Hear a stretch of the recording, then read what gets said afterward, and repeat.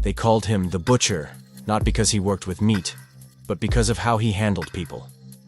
Henry Hank Carter, 63, ran a slaughterhouse on the outskirts of Huntsville, Alabama. 6'4", all muscle and menace. He had a reputation: rough with employees, brutal with animals, terrifying at home.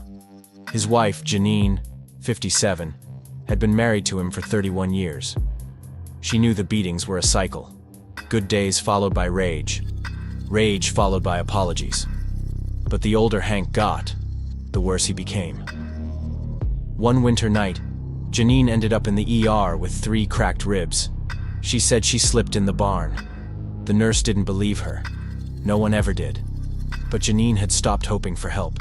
She was hoping for revenge. Janine began by collecting habits. Hank liked routine. Steak every Thursday. Whiskey at 9 p.m. He always locked the meat freezer before bed.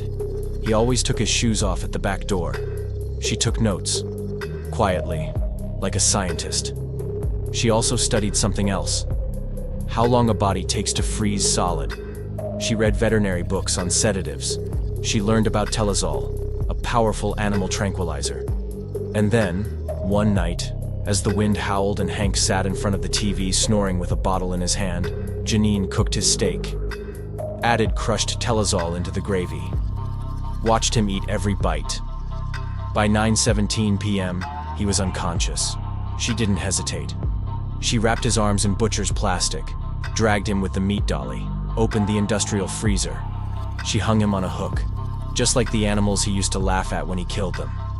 It took him 2 hours to die. For the next 72 hours, she cleaned every surface in the house, burned the couch, scrubbed the floors, power washed the meat room. The blood froze instantly inside the freezer. Hank was now one of his own cuts. On the 4th day, she reported him missing, said he'd gone out to a bar and never came back. No one suspected her. Until a month later. The slaughterhouse began falling apart without Hank. Workers quit. Janine took over the books, and one night a new worker opened the wrong freezer door.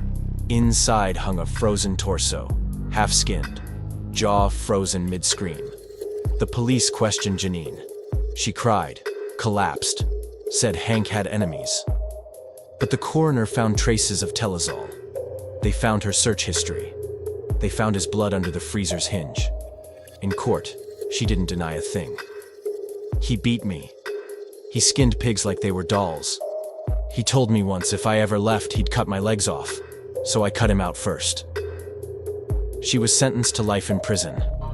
But inside they called her the real Butcher.